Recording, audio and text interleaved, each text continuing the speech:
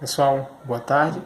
Vamos então começar a nossa aula de ensino religioso falando sobre uma das religiões que mais tem fiéis no mundo, que é a questão do catolicismo. Nós falamos no encontro anterior, citando todas, não todas, mas as principais religiões do mundo, e dissemos que em outra oportunidade nós iríamos falar sobre também as pessoas que não possuem crenças religiosas. Mas isso é uma outra oportunidade. A partir de hoje nós vamos iniciar uma série de discussões a respeito de forma específica sobre as principais religiões do mundo e depois sobre as não crenças, tá bom? Então na nossa conversa de hoje nós vamos falar sobre o catolicismo, que é uma das religiões que continua crescendo, né? Uma das que tem mais adeptos, mais fiéis no mundo. Mas como se caracteriza o catolicismo? Como surgiu? Né? São questões importantes para que nós possamos colocar para vocês. Dizer que o catolicismo ele é uma das linhas de divisão do cristianismo, né? Que se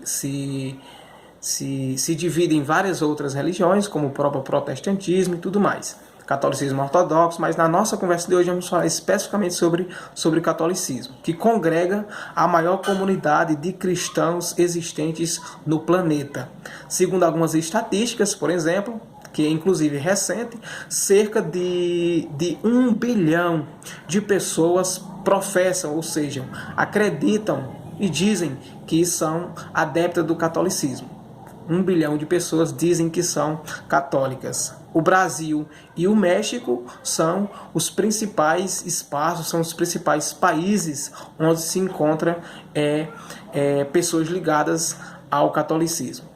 Em sua organização, o catolicismo ele é marcado por uma divisão, né, por uma estrutura hierárquica.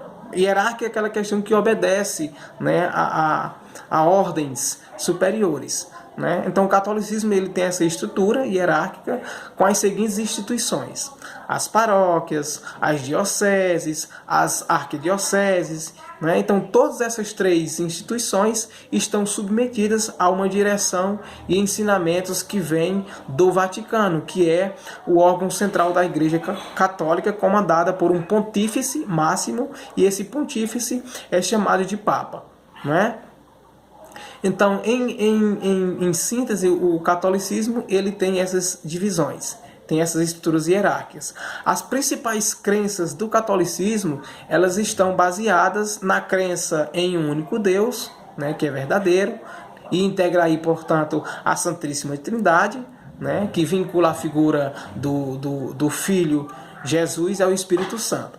Além disso, o catolicismo ele defende a existência da vida após a morte, a existência dos céus, a existência do inferno, do purgatório, que são espaços e são vistos como diferentes estágios da existência humana.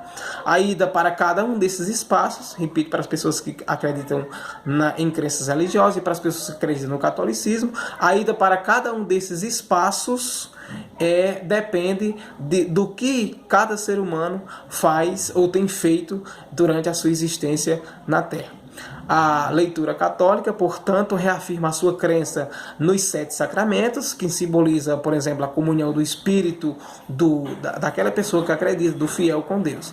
Entre esses sacramentos, nós temos o batismo, a crisma, a Eucaristia, né, a confissão, a ordem, o matrimônio e a extrema unção. E a gente precisa dizer, por exemplo, que a missa é o principal culto dos seguidores do catolicismo.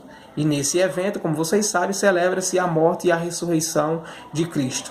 E claro, além do milagre e a transubstanciação, no qual é transformado, né, o pão e o vinho, que são transformados no corpo e no sangue de Cristo. Tá bom? Então, segundo constam os ensinamentos, a origem da igreja está relacionada ao nascimento de Jesus Cristo, que é visto como o líder maior, que promoveu, portanto, uma nova prática religiosa destinada à salvação humana. Eu trago para a gente finalizar nessa questão números do catolicismo no Brasil, que continua sendo a religião com o maior número de adeptos. Os números de brasileiros que se declaram católicos, isso é pesquisa recente do IBGE, gira em torno de 125 milhões. Portanto, os católicos brasileiros somam quase que 3/4 da população brasileira. Em termos relativos, a queda é moderada e constante se comparado aos censos anteriores, de 1940, que foi de 95, de 50 de 93, de 60 de 93,1, e a partir dos anos 80 é que a porcentagem de católicos no Brasil foi caindo cada vez mais. 89,2 em 80, 83 em 91, 73 nos anos 2000. Tranquilo? Espero que vocês tenham compreendido e na próxima aula a gente volta com outras religiões.